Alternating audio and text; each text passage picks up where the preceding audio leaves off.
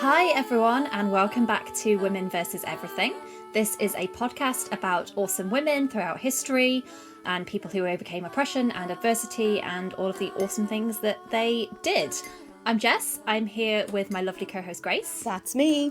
So this is actually a re-record of this episode. We recorded this one a few weeks ago, I guess, and we had a little bit of a audio fail, which happens sometimes, which any fellow podcasters will understand is a thing. Grace, you can't see this because this is an audio medium, but Grace is face palming on the camera right now. This is worse than the Serbia incident where I got Serbia and Siberia mixed up and just did research on the wrong S-sounding country. My phone was out of storage and it was shouting at me and crashing. So I deleted what I presumed was a bunch of old recordings. And no, I deleted this one. Yeah. So we're back again with a re-record, but this is fine. So because this is a re-record, it's going to be so polished, right, Jess? Yeah. No mistakes at all, because we've done a practice. Just then, by sheer coincidence. We, blah. Yeah, exactly that. Anyway, how are you, Grace? Besides, like, deeply fucking embarrassed and annoyed at myself. Besides that, but please don't beat yourself up. It's a thing that happens. It's totally fine. And I get to talk to you again, so, bonus. It's good. Really good. I'm tired. I was doing vocal warm-ups before this recording because I was out last night, so I was like, I really don't need to sound even rougher. I was listening to one episode the other day to get social media stuff. You were sick and I still sounded more claggy than you. God. Fuck's sake. Yeah, I had so much fun yesterday. The Cork Gay Project and the Lesbians in Cork Centre and loads of other people and a politician that I thought was the mayor but isn't the mayor did a great gathering in the city centre main park for LGBT Awareness Week. And it was really lovely. And there was like a brass band and the local ukulele band. And it was so much fun. And I got a brilliant badge that says Bi Furious. Love it. Love it. Yeah, and made some fun plans about writing some articles and maybe doing something with this podcast for Cork Pride. Watch this space. Yeah, lots of potentially exciting things coming down the pipeline. Yeah. So yeah, it was wonderful. And then I went out to, like, Cork only has one gay bar. Like, for years we had two. And then there was a magical period where we had three. But they were all kind of terrible in their own ways. And yeah.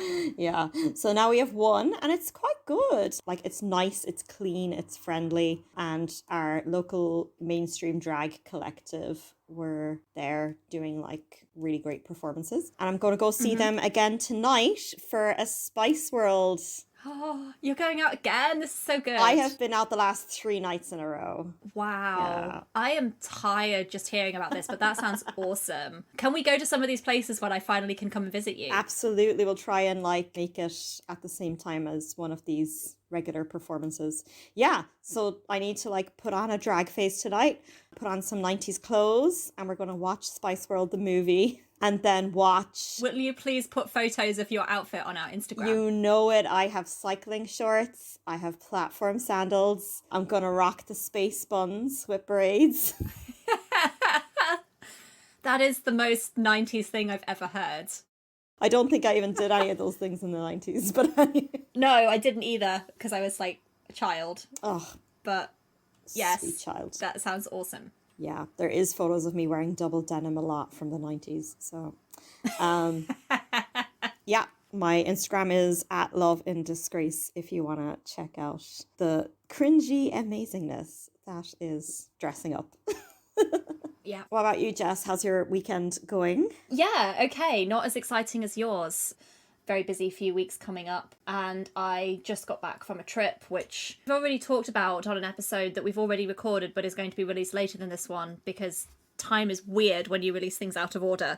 Yeah, so I've been just having a weekend at home, really. Did some gardening yesterday, which I hate with a burning fiery vengeance so much, but now my garden does look better, so yay for that. And I'm catching up on some work this afternoon because I am taking tomorrow off to go and have coffee with a friend. Oh, lovely. That's really nice. Yeah, so that will be good. Other than that, no, my life is pretty much just work right now. It's fine. We have exciting stuff on the Patreon for people. We do. Grace has done an amazing job of updating our Patreon with lots and lots of show notes and cool bonus content and other things for you to check out if you want to learn more about any of the awesome women that we've talked about. So yes, please go and check that out. We are at patreon.com/womenvseverything. I know I've sponsored people on Patreon that like they upload stuff and I felt really under pressure to read it all and ended up blocking the notifications. So I've just put in some really fun bits that like they're just fun to read and you don't have to read the whole show notes. But I'm giving myself the challenge of putting genderless greetings at the top of every post. So considering there's like 22 episodes to catch up on, they get more and more surreal as you go on. So enjoy laughing at me for that. They are so funny, honestly. Go and have a read because they are glorious. Yeah, dear general genitals is my favorite. Amazing. Love it. And they also, every post has a juicy extra, which is just like maybe like a little YouTube clip of a film relating to a film about the person that we've discussed, or the Hatshepsut episode has a juicy extra, which is a link to a 360-degree tour of her temple. So there's just some fun bits like that to check out that aren't heavy reading. And so those are all scheduled to pop up every week between now and infinity. And the next thing I'm going to work on is our sound clips and outtakes, which should be equally as surreal or something anyway. So you will get to hear some of the audio fails that our wonderful editor has to put up with every week. There is a clip which is 2 minutes of ums somewhere. So oh no. Wow. Speaking of fun bonus content, Grace, what have you been watching, reading, listening to this week? The fun bonus content of my life. What do we recommend this week? Or not recommend, as the case may be. Yeah, I mean, so I got really into so I don't know what this type of film is called, but like I had a really overstimulated week. So I really got into these very slow moving with lots of landscape, like you really feel like you're there, and like beautiful cinematography and beautiful stills, like atmospheric type films. So I watched Ammonite. Oh. Yeah, that was good. I was freezing just looking at it. What I think of when you say lots of kind of landscapes and very atmospheric, I sort of think this is like the classical literature of the film world. Exactly. Yeah, like Wuthering Heights is very that. Exactly. Yes, it's like that in film form. Yeah. So I also watched The Power of the Dog, which was really good. Yeah, I haven't seen that. The Kirsten Dunst Marie Antoinette film, which visually is that, and then it's very Bridgerton, where it's like visually amazing and beautiful, and just the costumes, and you know, then the people open their mouth and it's awful. Just here for the pretty costumes and the pretty people in the pretty costumes. Yeah, it's nice on mute, you know. Yeah, so then that reminded me how much I love Red Dead Redemption and Westerns. So I've been watching this series called Godless since. With a lot of these movies, it's like not a lot happens, but what does happen is really significant. So it's very dark, awful characters in it. Mm-hmm. But one of the plots that's going on is a town where all the men were killed in a mining accident and the town is just being run by women. Oh, wow. So obviously, that's interesting. Obviously it's fucking utopia. I'm guessing it is not. Oh, it's debatable. It would be my utopia. Fair. It sounds like a series I would maybe not watch because it sounds like it might be quite violent. It is, yeah. There's definitely a sexual violence trigger warning, yeah. But sounds like a good recommendation for anyone who has more tolerance for that kind of stuff than I currently do, which is probably most people. It's a very weird thing where my tolerance for it is very low, but I think the almost surrealism quality of those atmospheric type things gives me a level of separation. Mm-hmm. That like, oh, it's, that's just that world. It's not this world, like, Yeah, that makes sense. Yeah. Yeah, that totally makes sense. What is the bonus content of your life this week, Jess? I have been binging the final season of Grace and Frankie this week. Oh, yes. Which is delightful and wonderful, and I love it so much. It's so... I made a tweet about this a few days ago. Aside from the fabulous one-liners, of which there are many, I think the thing that I love so much about it is that they are both, like, absolute disaster humans. Constantly. In different ways, but fundamentally, and yet still everything kind of turns out okay in the end, consistently, which I just somehow find very comforting. Totally, that's really lovely. So it's lovely, and I highly recommend it. Oh, I did a fun random thing a few days ago. Well, last week. Tell me. I went indoor skydiving. What? Yeah, my partner and I had our anniversary a few days ago, last Monday. And we wanted to do something really random and silly to celebrate. So that's what we did. And it was great. Amazing. I love that. That is so you guys. Yeah, it was really fun. Like 5 stars, would recommend. So windswept and wonderful. I lost a few chunks of hair that were so tangled that I couldn't get the knots out. Oh no! Oh my goodness. So just go in with that knowledge that if you have long hair, then restrain it as much as you possibly can. Plait that shit up. Yes, because I had it in a ponytail and it still, just went everywhere. So, fair warning. But it is super, super fun. Amazing. That was my adventure of the week. That's a pretty great adventure. Shall we dive into the topic for the week? Yeah, let's do it. So, I'm going to do this story a little bit differently. We're going to just have a picture in the middle and then go back to the start of the story. So, picture this, Jess. It's 1906. Oyster Bay, Long Island, and the home of the Warren family. And this area of Long Island was rich. This is where the vice president of the bank that held the Vanderbilt money would summer, Oh, wow. People rent out the houses there. Teddy Roosevelt had a house there. So we're with the Warren family and one of their daughters falls ill.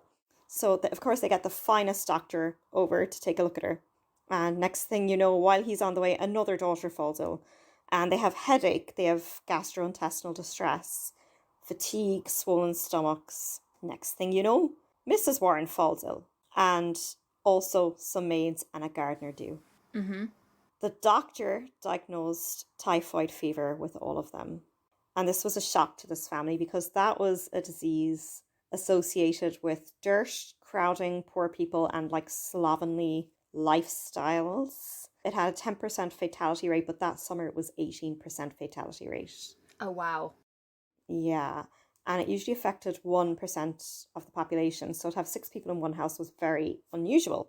So everyone recovered and then they fled to the safety back in New York City away from the summer house. So they were renting the summer house from someone called Mr. Thompson. So he was now horrified and no one would rent his expensive house because this had gotten out that it's dirty or something.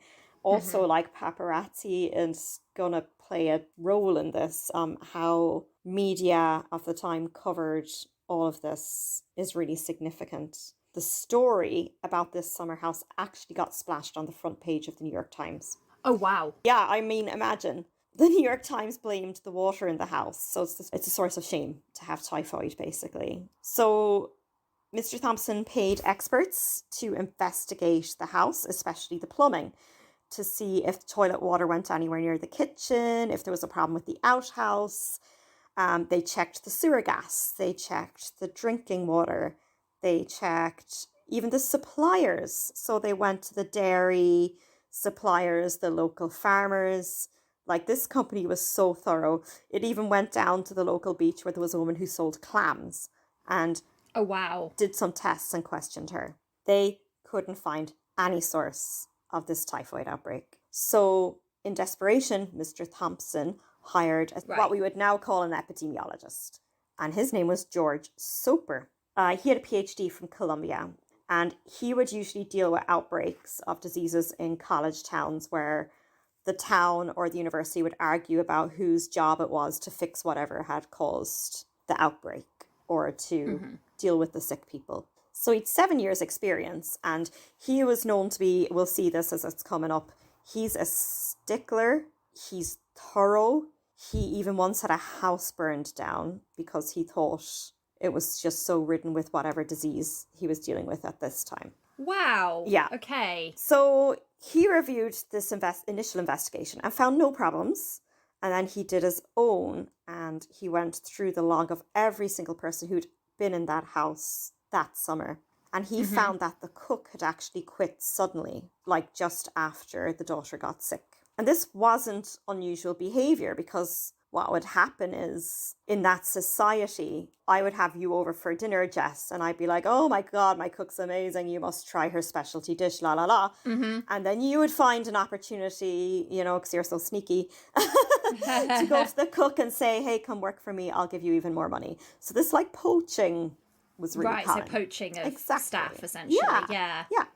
So they got in touch with the original agency that they'd found this cook through. And this cook was Mary Mallon. And they were like, do you know, this was even a long shot, because they were like, typhoid is usually killed in the high temperatures of cooking.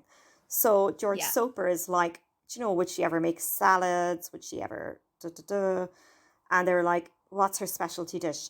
Her specialty dish was peach ice cream. Oh. But they were like, it cannot be her. So Mr. Thompson is... On what basis were they saying it can't be her? So the family and Mr. Thompson, even though they were so desperate to find out the source of this outbreak, they were just like, it cannot be her, because she was never sick. They're like, look, she's a difficult woman. She's very disagreeable and she's not very tidy.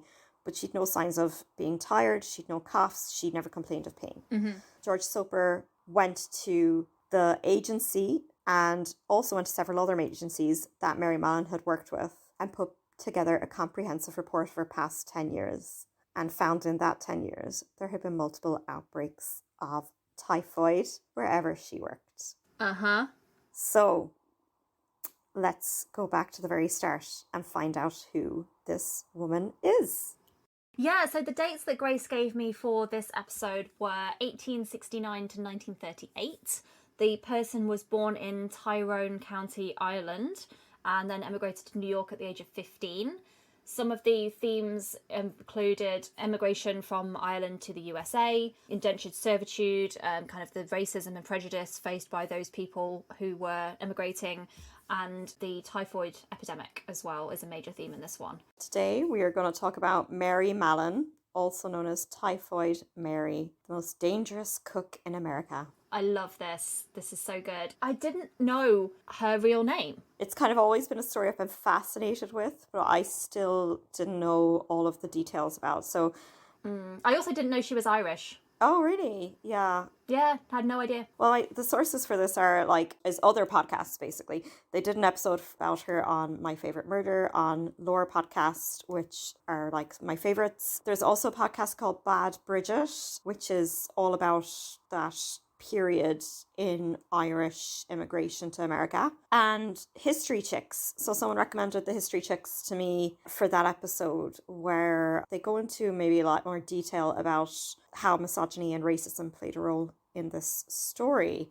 They read books, and those books are, I'm really excited to get them myself, a young adult book by Susan Campbell Bartoletti called Terrible Typhoid Mary, The True Story of the Deadliest Cook in America. Ooh. A book by the chef Anthony Bourdain, which is an urban historical Typhoid Mary. And I won't say much about what he says about her because it's a bit of a spoiler, and then there's Judith Walter Levitt has written a very academic, very detailed, chunky book called Typhoid Mary, Captive to the Public's Health, with loads of like recording of documents and things like that to do with the eventual court case.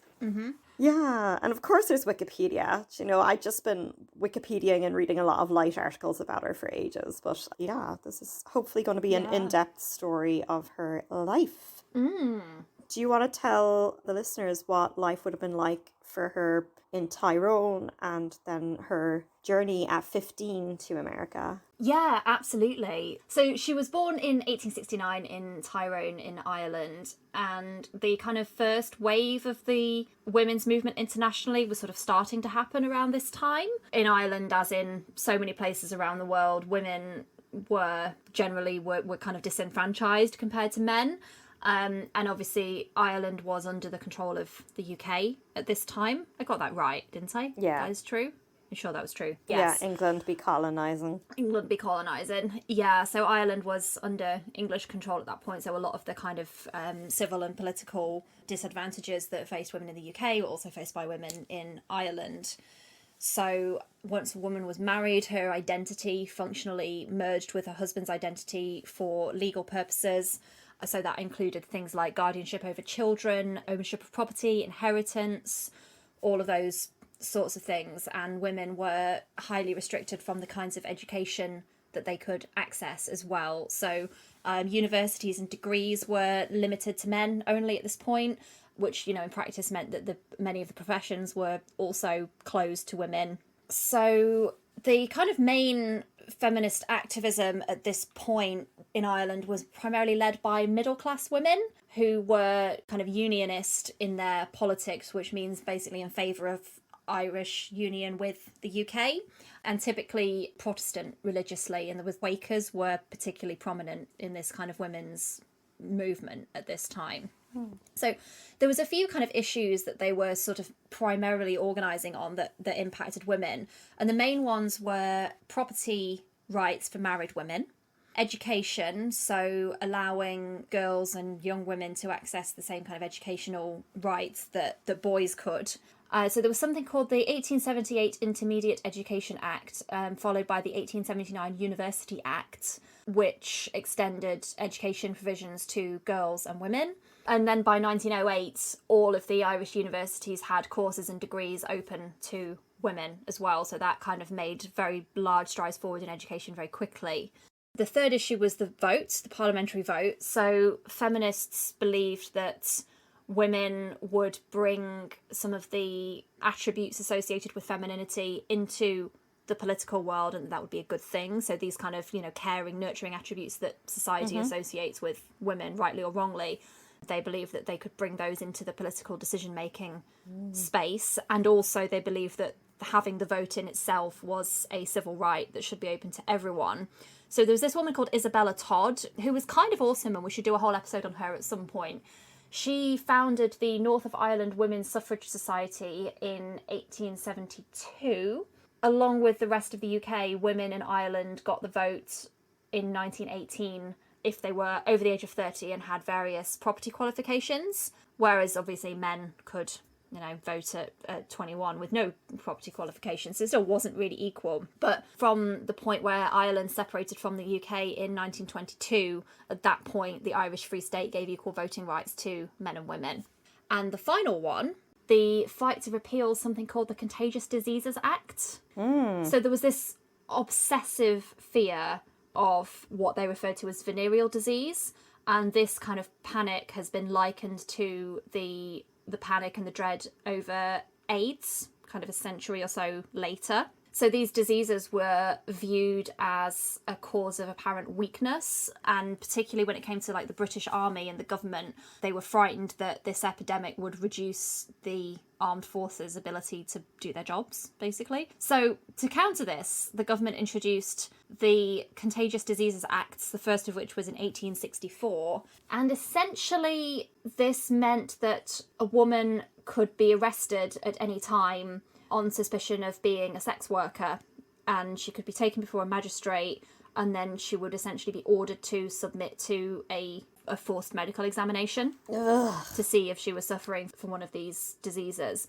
And if she was found to be suffering from something like gonorrhea or syphilis, she would be forcibly detained in a hospital for up to 9 months. Jesus Christ. There were no similar laws impacting men. It was entirely impacting women. And in practice, this meant that women could just be randomly subjected to forced medical examinations and possibly being forcibly detained for months on end. the term that they used was prostitutes, but there was no kind of official definition of what that meant. So any woman was a possible suspect. So it could be like also the men spreading it between, you know, their mistresses, their wives, their partners, their, you know, like. Yeah, absolutely. But they were not subject to any of the same scrutiny. So, you know, rightly and for obvious reasons, the feminist organisers were very keen to get these acts repealed, because that's just vile. Yeah, so that's kind of the world that she would have been born into and lived her early life in. So do you want to tell us kind of what we know about her early life? Yeah, Jess, it's, you know, that's probably a more comprehensive background on Mary Mallon than she gave anyone herself, because she was very famous for not talking about her past and her origins. The only thing we can say is we know she did go to school because she was good at calculations and wrote in a fine copper plate hand. And at the age of 15 in 1883, she went unaccompanied to New York City. Wow. Yeah, and I don't know if it came up in your research, but these ships were often referred to as coffin ships, bringing people from Ireland to America because so many people died on the journey. Wow, that's really sad. So what came up in my research was that this kind of second wave of Irish immigration to the US really started in the 1840s with the potato famine in Ireland, because people were starving and there was 1 million people dead within 5 years, and the living conditions were really difficult in a lot of places, and so a lot of people left. A lot of people decided to emigrate. So actually Ireland's population was kind of dramatically decreasing at this point in the 19th century. Between 1820 and 1860, about 1/3 of all immigrants to the United States were Irish. And in the 1940s, nearly half. Wow. Yeah, so it was this huge wave. So what's interesting is that before the famine, it was primarily men who were emigrating from Ireland to the US, while after that it was entire families, and in the later years actually the majority of the Irish immigrants were women. Yeah, so it's the working opportunities, and it was very common for those women then to be sending a lot of their paycheck back home to support the parents and the brothers and sisters. So this wasn't uncommon to send a teenager on this life-threatening journey. Yeah, absolutely. And if it was so dangerous for them to go by themselves so young, it must have been a real kind of desperate situation, because people wouldn't do that if they had other good options, I guess. Absolutely, yeah. So she didn't arrive to Ellis Island, she arrived to Castle Garden in New York City. Okay. And this would have been a hub of services. So when you arrived there would have been a hospital, somewhere to store your luggage safely, a money exchange, money delivery and receipt, a labour exchange, railroad tickets, and a list of vetted and approved boarding houses.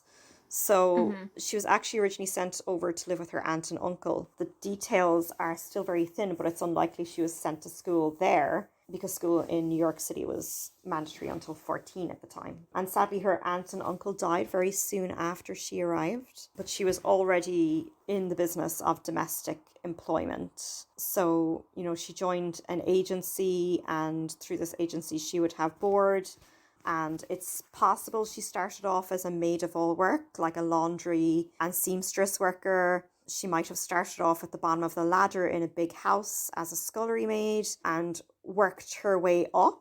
And they think this is quite likely because this would then be working for the upper crust families. And that's who she ended up working for at the end, as a cook.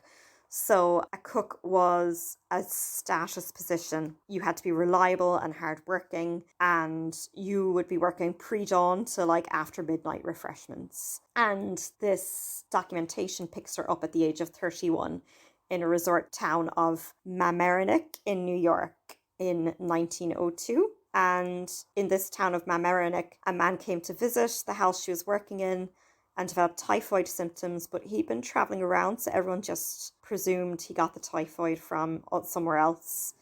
And in her next job, there was a laundress, ended up in a hospital with typhoid. But at the time, laundresses was considered like the bottom of the rung of social life or etiquette. They were perceived to be dirty and a low form of life, so people didn't bat an eyelid about a laundress getting typhoid. Oh, wow. Yeah. So these rich people are perfectly happy to pay these women to do these jobs for them, and yet they're still looking down on them and judging them. Oh, it's not surprising, and yet it's so upsetting. I found a little bit of information about, being in service jobs, essentially, and it talks about how the massive demand for domestic servants kind of opened the door for work for these Irish immigrants, and actually it was easier for a single woman to get a job than for a man, because it was primarily women who were doing these domestic service roles. Obviously the jobs were very, very gendered. They could almost land in America and get a job straight away with their room and board included, save money and send it home, and often these women would work in these service roles until they got married, and then they would leave and manage their own households instead. This one source says, did the next generation, the American-born daughters, follow in their mother's footsteps and go into service? Hell no, because being in service was terrible. Yeah. So a lot of these women were essentially indentured servants, or also referred to as redemptioners. They would work for just their room and board and nothing else to pay for their passage to the US, and often these terms would be 4 to 7 years. This was really interesting to read about, because there are some sources that say that these indentured servants were treated the same as slaves. And I think actually what I've read in other places as well is that we actually have to be very, very careful not to equate anything with slavery that wasn't. Like, indentured servitude sucked. Like, it was terrible, but they're not the same thing. And even in the present day, some kind of racists are using this false equivalence to deny or to minimise the racism that black people faced in America, and the reality of what slavery actually was. Yeah. It was terrible, but it wasn't the same thing. No, certainly not. Like, I think similarly, every so often you see an article go around on Facebook that there was an Irish slave trade, and I've just always viewed it as, even if there was, at some point, because again, it's with racism, I keep saying this, it's a feature, not a bug in society and in the laws. Yeah. They were told you're different and better than those lot because of the colour of your skin. So it doesn't matter, because at some point it was about race anyway, Right. This is another interesting thing I was kind of reading when I was researching for this episode, was the Irish immigrants were subjected to this horrifying prejudice from American people. There's these horrible images you can see from the time that portray them as violent, portray them as lazy, lacking in discipline, and everything. And very monkey-like facial features as well. Yeah, absolutely. That there does seem to be a race, that they were seen as a different race, Yeah, so it's just this awful prejudice that they were subjected to. And something that came up that I thought was interesting was, you've probably seen kind of references to those no Irish need apply signs that businesses would put up when they were hiring. And there's some kind of debate between historians about how common these actually were. Some people think that they were everywhere, and some people think that actually in reality they were quite rare. There's that quite famous no blacks, no dogs, no Irish. Yeah, and almost certainly it did happen, but there's debate about how common it was. There's a really interesting article in Vox by Dara Lind, where she kind of unpicks that and kind of discusses the case for the different sides and sort of what the legacy of anti-Irish discrimination was. She says, historians of Irish Americans have turned away from the idea that Irish immigrants were considered not white when they came to the US and became white via assimilation and by oppressing African Americans. So the sort of terminology is interesting. There's a quote here from a historian called Kevin Kenny, and he says that what seemed at first glance oppression based on ethnicity was actually oppression based on class. And he says, so he says Irish workers were certainly exploited, but they did not suffer from racism. The terminology is really interesting, and the sort of ways that these different axes of oppression intersect is fascinating. It is, and it is essentially just privileged people being dicks at the end of the day. Absolutely. Whether it is about race or not. And I think if you're using that it was about race as a way to, like, for me, I can say it was about race, and no, it's still nothing comparable to if your skin is a different color to the oppressors. It's a pity that people have to go and manipulate that to belittle other people's struggle. Yeah.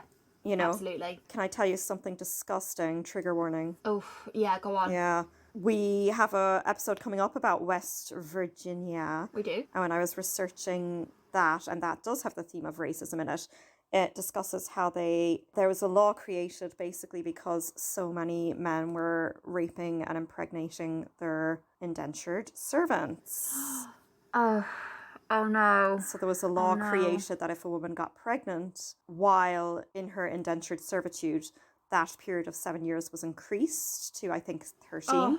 Oh no. And there was something God. about she couldn't complete all that time with the one family because it was obviously someone in the family could have caused it. It was something like that. I can't find the exact wording because I ended up deleting it because it doesn't relate exactly to the episode we did. So it essentially created the system where the different men who had indentured servants would just swap them every time one got pregnant. And that's from notevenpast.org. So, I mean, Mary Mallon was lucky in one way in that, you know, she wasn't an indentured servant. She didn't have to take a loan to move to America.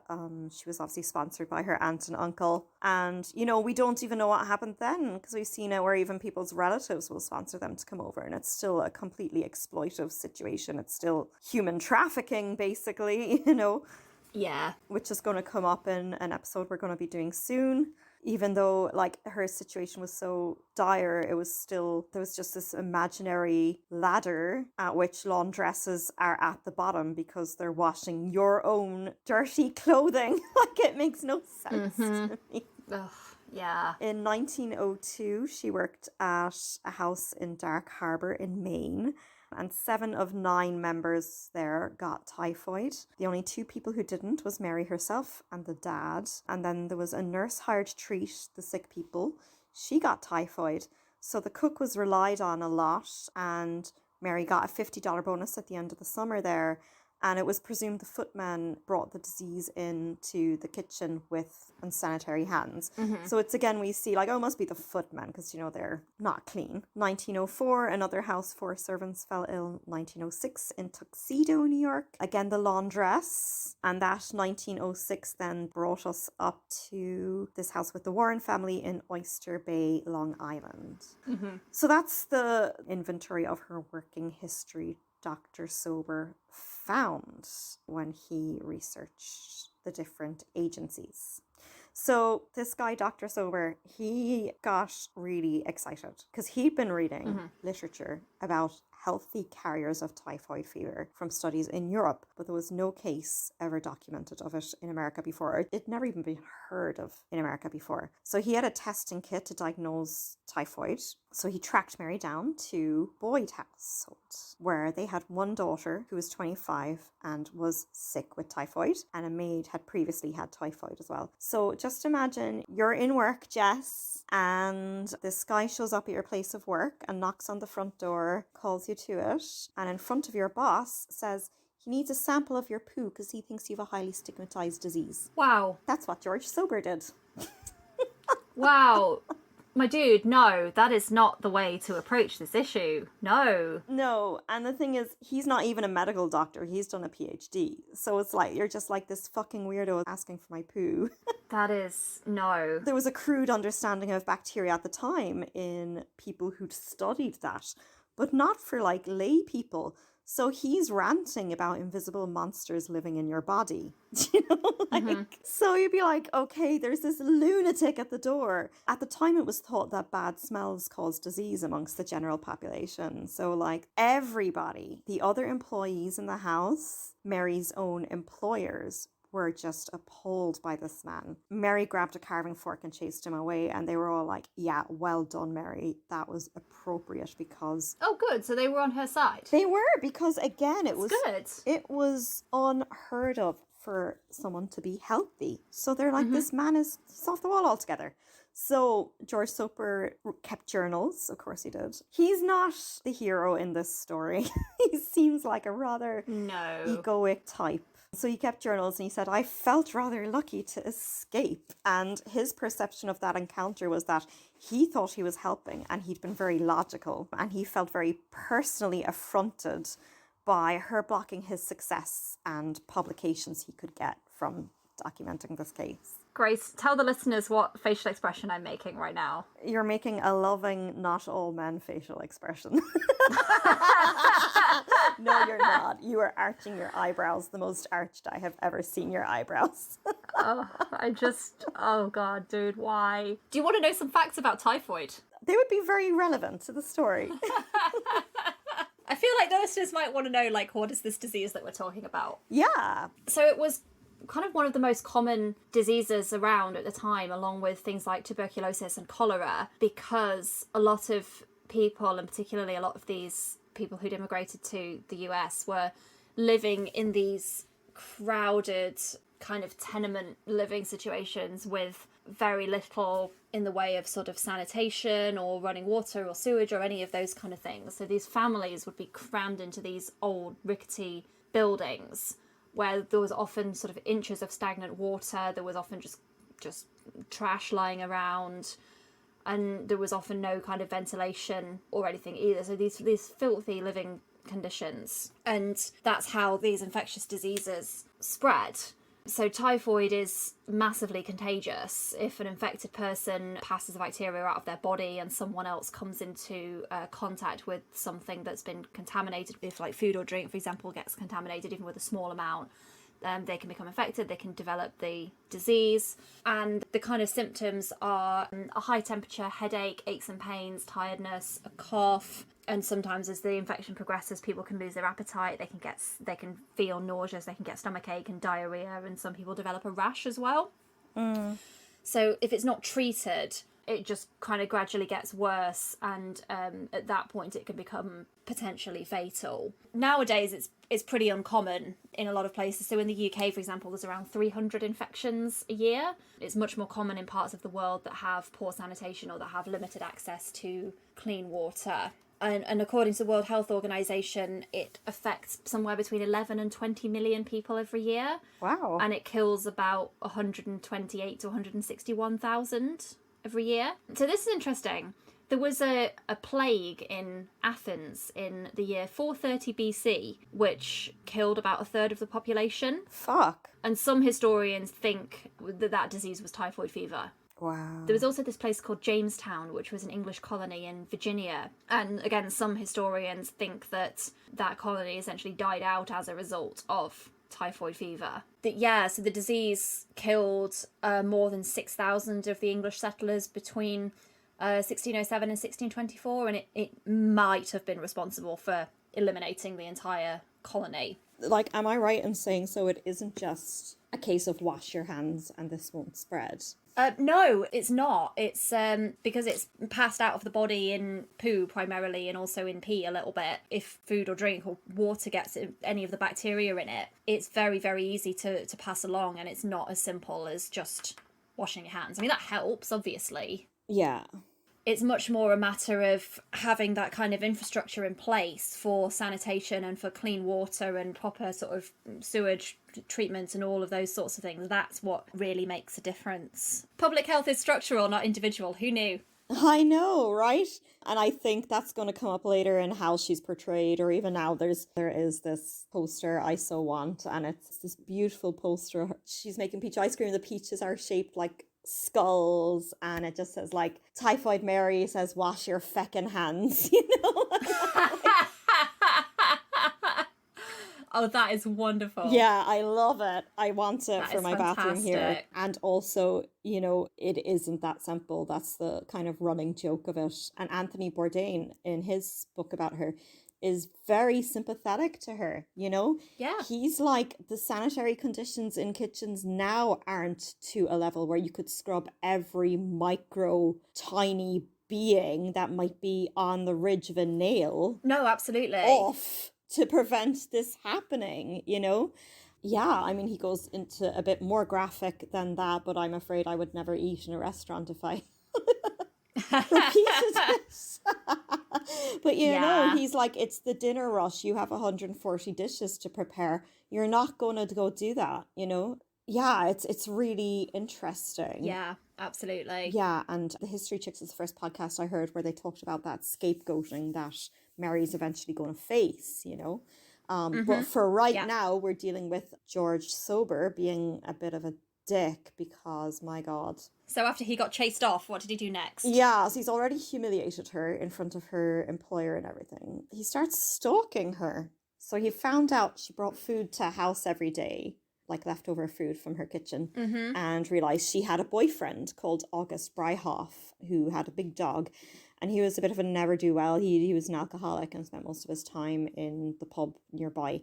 So George Soper goes to the pub and like just happens to make friends with him, and then is like, oh my God, you should like invite us to your place sometime. And it's at the time he knows Mary visits, and he brings his other doctor friend as backup, a guy called Bert Hubler.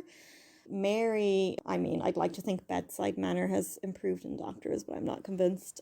So Mary's like walking up this flight of stairs to visit her boyfriend that she does every day, you know, and she's like probably not paying attention. And all of a sudden there's these two strange men in the dark hallway shouting at her. That doesn't sound terrifying at all. No, so she does what any woman would do and toss them down a flight of stairs. So at this point... Oh my God, I love her. I mean, she's exactly right. George Soper swallows his pride and actually follows guidelines and asks for help and involves the health department. So he's so obsessed with getting a publication. At this point, he's kind of tried to keep this to himself, you know. The health department at the time had a lot of power, and they sent a female doctor, which is a good start, a Dr. Josephine Baker, who we should do an episode on in the future. She's done some amazing work, and she went by Dr. Joe. And they just sent her alone, like it's all right, you know. Dr. Joe does everything right. She goes discreetly to the back door of Mary's workplace, but she's not been given any of the background information because George Soper is obviously not going to tell them how much he's already fucked this up. Of course. So she arrives thinking like, hey, just normal, I can introduce myself, whatever.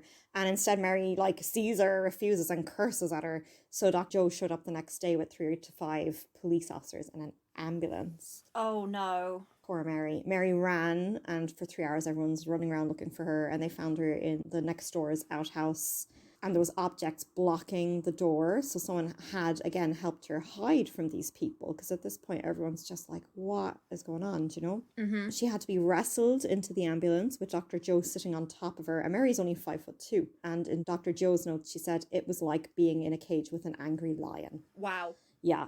So Mary's locked in an empty room in Willow Parker Hospital with a chamber pot, which enabled them to eventually get the sample they needed, and she tested positive for typhoid. So for some reason they let Dr. Soper in to talk to her again, because Jesus Christ. Someone keep this dude away from this woman. Good I know, Lord. right? And he recommended gallbladder removal, but again there's documentation from his own journal to say how he does it is very patronizing, it's very victim blamey. He tells her she's not washing her hands enough, and he then asks Mary to help him write a book about her. And she's like, no, screw you, right? Exactly. I'm like, who does this? Oh my God, this man. So it was decided that Mary had to be quarantined, and she was sent to Riverside Hospital on North Brother Island. And that's an island 13 acres on the East River. And there's vicious currents, so there's like kind of no way to get off the island by herself. There's a daily ferry, but even in winter that ferry can't get there. So she was given a beautiful little cottage, which used to belong to the head of the nursing department, and it had a kitchen and gas heat and electricity and the latest in indoor plumbing. So like all these amazing amenities that Mary wouldn't have had access to in her usual life. Yeah. In a way, it sounds like a cottagecore dream, but because Mary's there, not there consensually, like obviously it's just a nicer prison to her, you know, and again, because they didn't really know how typhoid worked, people just left supplies on the door, so she was quite lonely. They gave her a little terrier to keep her company. Oh, that's really sad. The cottage was right on the shore of the island, which sounds beautiful, but what that meant is then she had a view of the city, so she's left on this island with a view of the place she wants to be back in, you know? That's really sad. Poor thing. She was given a number of experimental treatments while she's there. Then in New York, the papers are going nuts about this. Her full name wasn't released, so they just knew it was Mary, and that's where Typhoid Mary name came from. And they were just talking about her awfully disparagingly, like this human culture tube, this human fever factory. She got turned into a cartoon and her personal character was like really attacked. And like this woman had done nothing illegal, you know? In the labs, she didn't always test positive, suggesting she was an intermittent carrier of typhoid, and she was given experimental medications, and she was told, you know, she was probably just going to be on this island for the rest of her life with this hospital. That's horrible. So she's somewhere between her late 30s and very early 40s at this point. So she's still pretty young. Absolutely.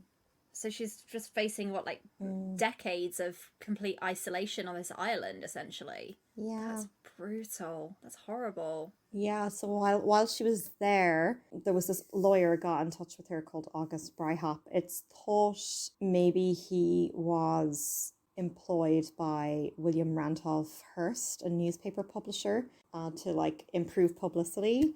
He took samples from Mary to an independent lab and not a single one tested negative. And you know, he reported back that like the lab on the island wasn't testing her anymore, the treatment was inconsistent and disorganized, and in her own terms, she was a peep show for interns, and she felt this pressure to have the gallbladder surgery was for their own curiosity as opposed to her own good.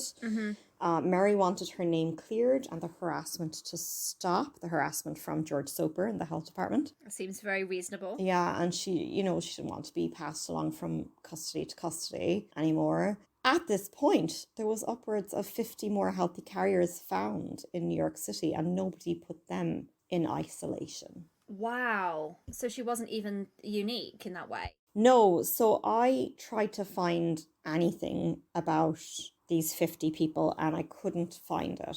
So it's possible they were also given the confidentiality that she was never given. It's also possible they weren't female. They might have been of a higher class than Mary. They weren't a cook in touch with food, so they weren't spreading it as much. You know, there's just lots of possibilities going on there, and this is where I think the case for misogyny and her class playing a role in how she was treated comes from. Yeah, very much so. And her ethnicity. If it was really for the good of public health, then why was everyone who was an asymptomatic carrier not treated that way? Exactly, yeah. Because misogyny and prejudice. Again.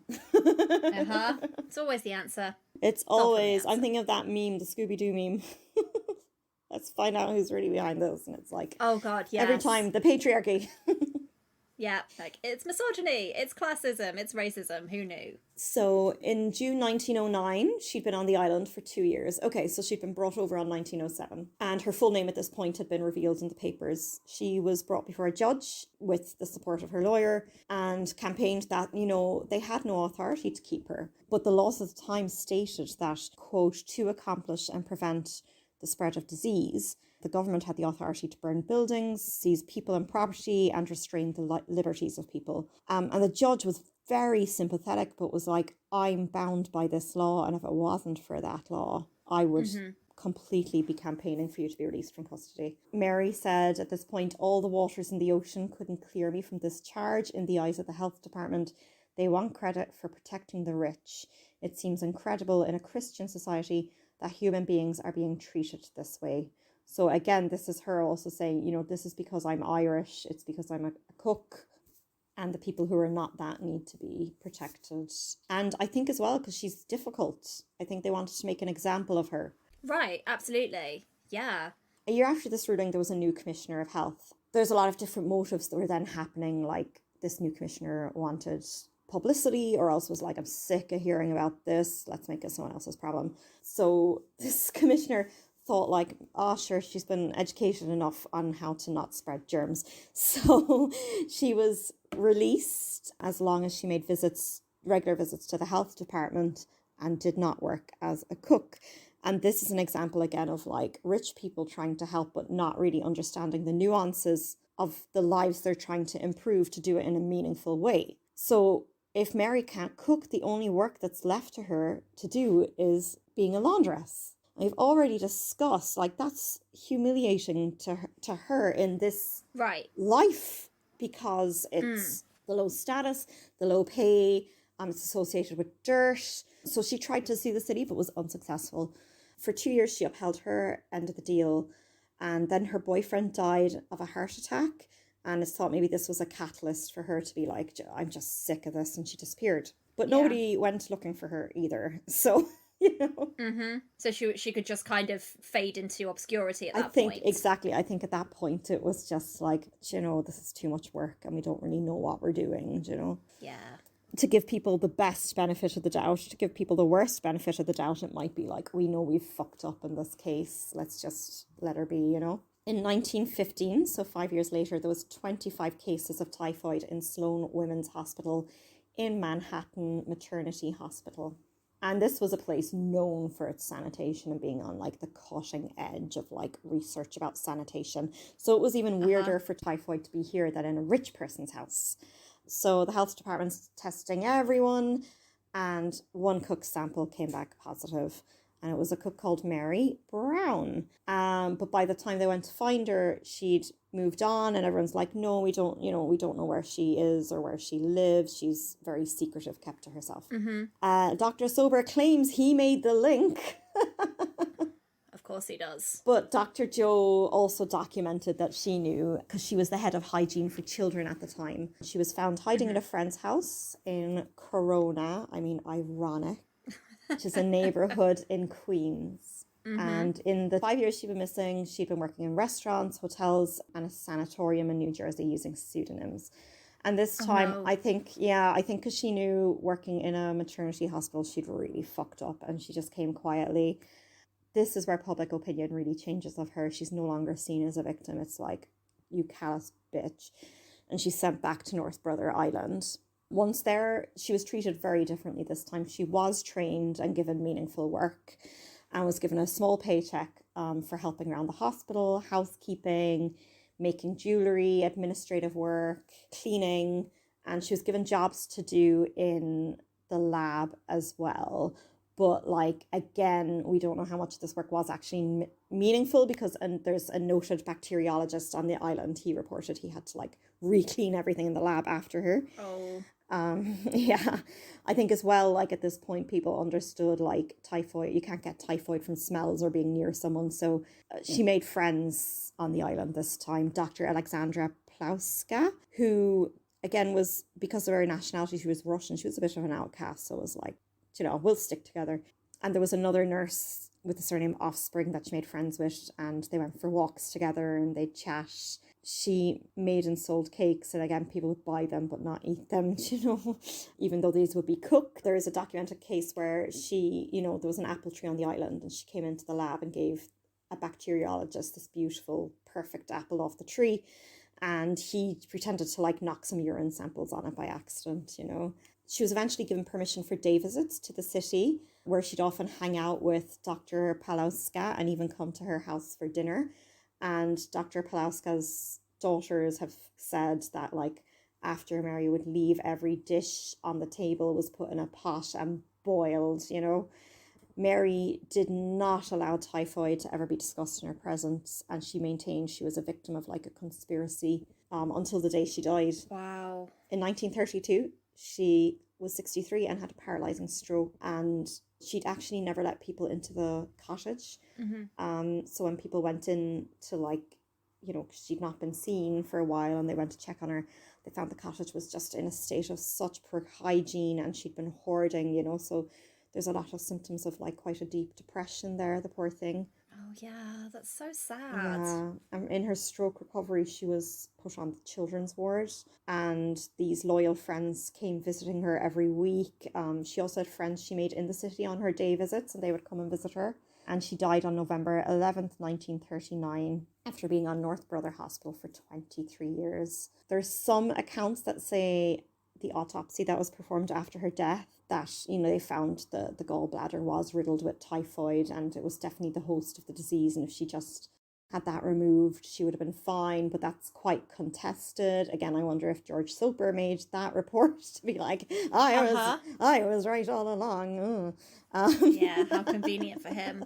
Okay, so that's like maybe the case, but not We don't definitively know, proven. exactly. And North Brother Island went on to become a veterans housing, drug rehab, and then it was closed and abandoned, and it's now a beautiful island with vegetation, overgrown bird sanctuary amongst the ruins of the hospital, but Mary's cottage is no longer there. There's some beautiful like urban exploring photos of North Brother Island. Oh, that sounds lovely. We should put some of those on the Instagram.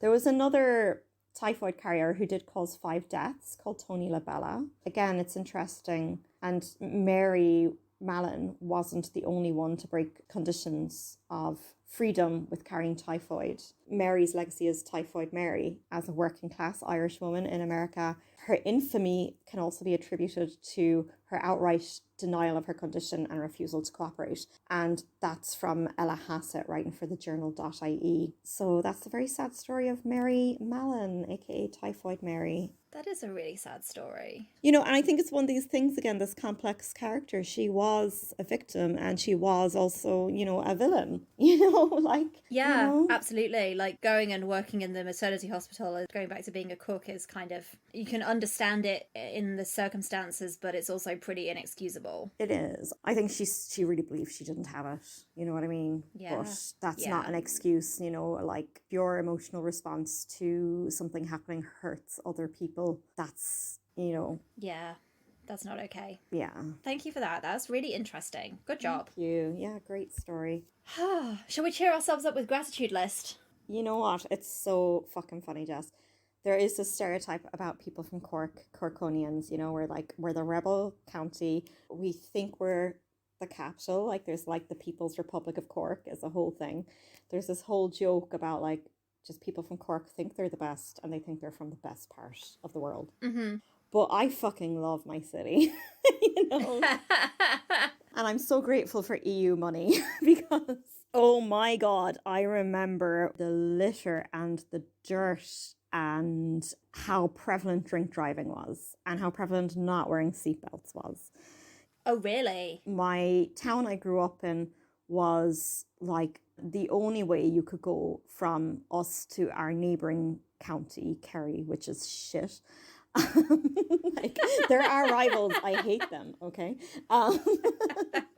Watch out, history chicks. No, not really. I love you. Thank you for your help on this podcast, on this episode. I basically robbed your work. So I love you guys. And you could be 2 hours trying to get through the traffic in my town of 5 miles on a Sunday or on a Friday. You know, Ireland in the 80s met the criteria for a developing country. Really? Wow. And then the EU gave us loads of money and that now we've motorways, you know. Now I remember motorways being built, you know, and you can get everywhere in like an hour.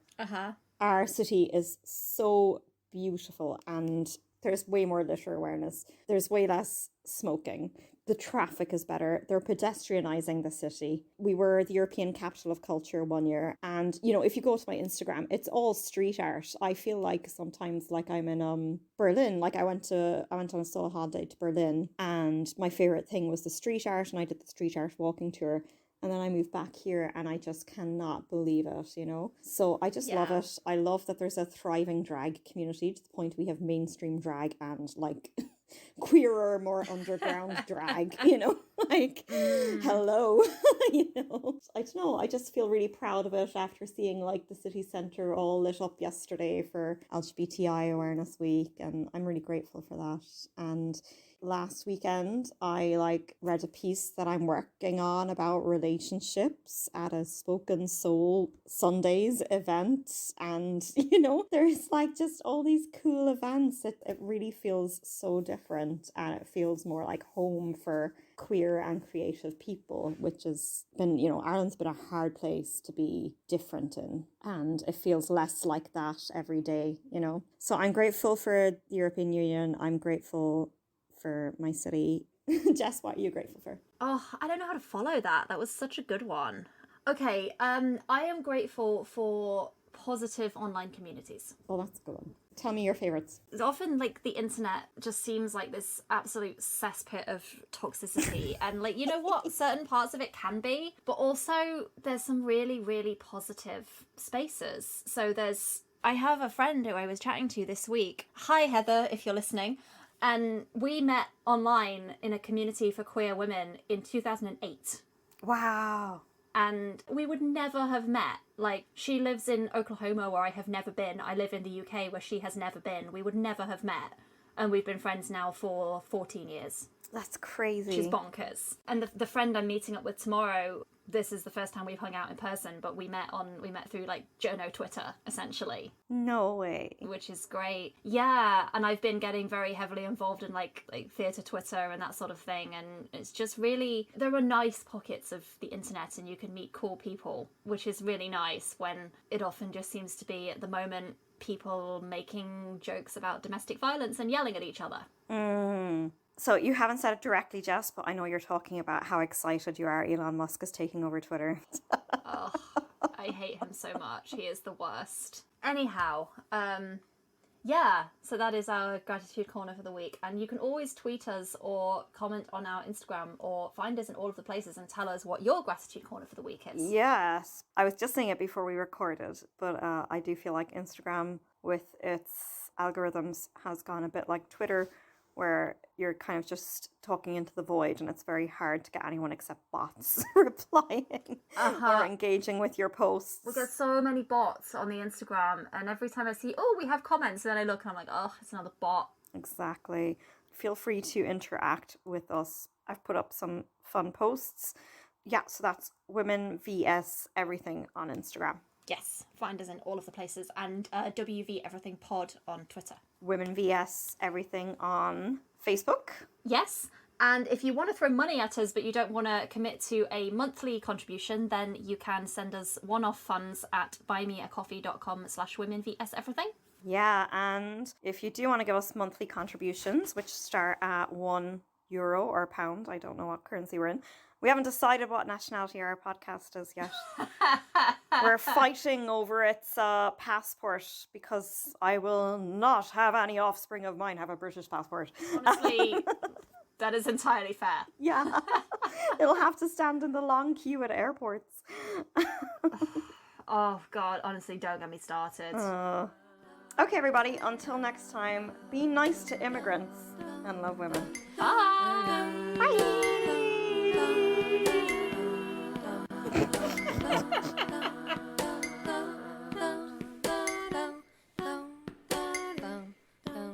I mean, does anyone ever want to know facts about typhoid? Wipe your feckin arse and love women. Oh God, no.